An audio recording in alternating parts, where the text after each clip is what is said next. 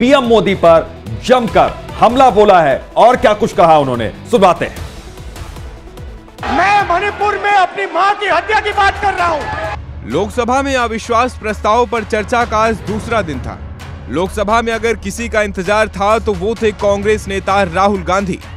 हर कोई ये सोच रहा था कि आखिर राहुल गांधी संसद में क्या बोलेंगे, केंद्र सरकार को कैसे घेरेंगे, क्योंकि राहुल गांधी की संसद सदस्यता बहाल होने के बाद पहली बार संसद पहुंचे थे। राहुल गांधी लोकसभा में केंद्र सरकार पर हमलावर होते दिखे। उन्होंने मणिपुर हिंसा को लेकर कड़े शब्दों का इस्तेमाल किया और कहा कि एक मेरी मां यहां बैठी हैं और एक मेरी मां की मणिपुर में हत्या हुई है। मैं मणिपुर में अपनी मां की हत्या की बात कर रहा हूं। मैं आदर से बोल रहा हूं, आपने मेरी मां की हत्या की मणिपुर में। एक मेरी मां यहां बैठी है, दूसरी मां को आपने मणिपुर में मारा है। और हर रोज जब तक आप हिंसा को बंद नहीं करोगे तब तक आप मेरी मां की हत्या कर रहे हो। आपको बता दें कि मोदी सरनेम मामले में दोषी ठहराए जाने के बाद राहुल गांधी की सदस्यता खत्म कर दी गई थी, जिसके बाद राहुल को हाल ही में सुप्रीम कोर्ट ने राहत देते हुए उन्हें दोष मुक्त कर दिया था। Bureau report, India daily live. तो राहुल गांधी यही नहीं रुके, उन्होंने बीजेपी सरकार पर जोरदार तरीके से निशाना साधा और कहा कि बीजेपी भारत माता की रखवाली नहीं करती बल्कि हत्यारी है। मैं मणिपुर में अपनी मां की हत्या की बात कर रहा हूं। लोकसभा में अविश्वास प्रस्ताव पर चर्चा का आज दूसरा दिन था। लोकसभा में अगर किसी का इंतजार था तो वो थे कांग्रेस नेता राहुल गांधी। हर कोई ये सोच रहा था कि आखिर राहुल गांधी संसद में क्या बोलेंगे, केंद्र सरकार को कैसे घेरेंगे, क्योंकि राहुल गांधी की संसद सदस्यता बहाल होने के बाद पहली बार संसद पहुंचे थे। राहुल गांधी लोकसभा में केंद्र सरकार पर हमलावर होते दिखे। उन्होंने मणिपुर हिंसा को लेकर कड़े शब्दों का इस्तेमाल किया और कहा कि एक मेरी मां यहां बैठी हैं और एक मेरी मां की मणिपुर में हत्या हुई है।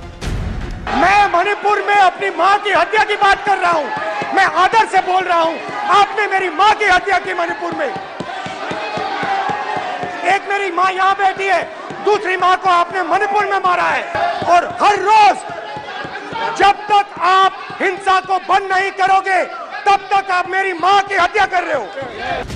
आपको बता दें कि मोदी सरनेम मामले में दोषी ठहराए जाने के बाद राहुल गांधी की सदस्यता खत्म कर दी गई थी, जिसके बाद राहुल को हाल ही में सुप्रीम कोर्ट ने राहत देते हुए उन्हें दोष मुक्त कर दिया था।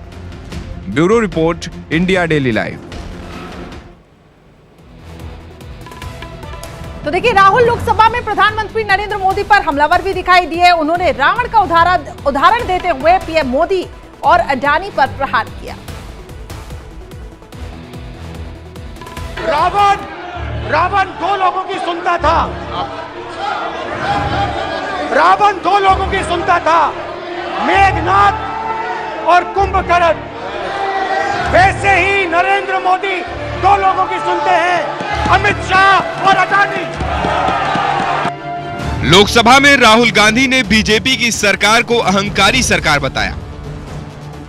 उन्होंने रावण को अहंकारी बताते हुए पीएम मोदी पर निशाना साधा। राहुल गांधी ने कहा कि अहंकार तो रावण का भी टूट गया था। उन्होंने कहा कि जिस तरह अहंकारी रावण सिर्फ कुंभकर्ण और मेघनाद की बात सुनता था, ठीक उसी तरह पीएम मोदी सिर्फ अमित शाह और अडानी की बात सुनते हैं। अगर नरेंद्र मोदी जी हिंदुस्तान की आवाज नहीं सुनते हैं, अगर हिंदुस्तान के दिल की आवाज नहीं सुनते हैं, तो किसकी आवाज सुनते हैं? दो लोगों की आवाज सुनते हैं। इसकी आवाज सुनते हैं। रावण दो लोगों की सुनता था।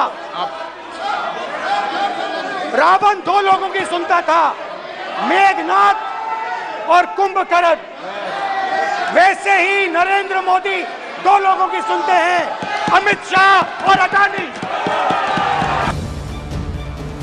राहुल गांधी ने कहा कि भारत एक आवाज है, भारत इस देश के सब लोगों की आवाज है और अगर हमें वो सुननी है तो नफरत को भुलाना पड़ेगा। उन्होंने आगे कहा कि कुछ दिन पहले मैं मणिपुर गया, लेकिन प्रधानमंत्री आज तक नहीं गए क्योंकि उनके लिए मणिपुर हिंदुस्तान नहीं है।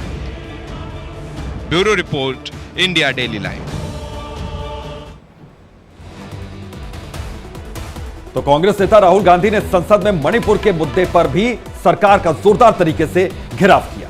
आपको बता दें कि मोदी सरकार पर कई गंभीर आरोप लगाए। स्मृति ईरानी ने राहुल गांधी पर जमकर प्रहार किया। इस रिपोर्ट में आपको दिखाते हैं कि संसद में आखिर किस तरीके से आज गहमा गहमी देखने को मिली।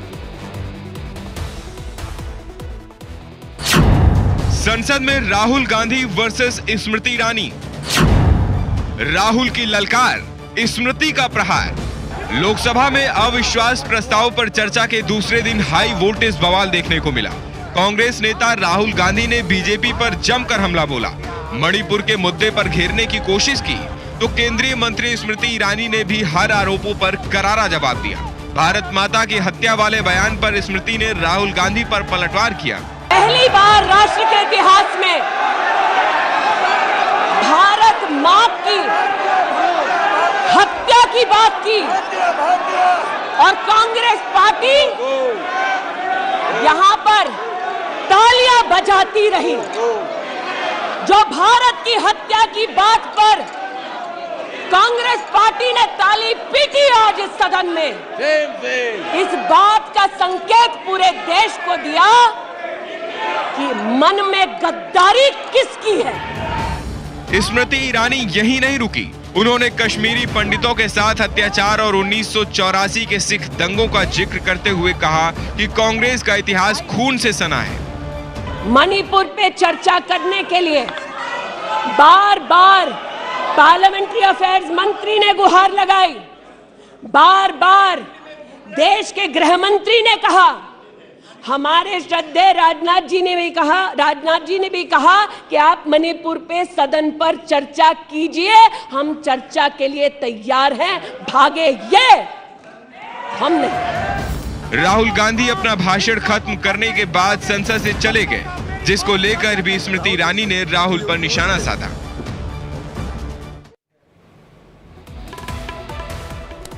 वहीं देखिए, स्मृति ईरानी ने राहुल गांधी के एक आरोपों पर करारा वार भी किया।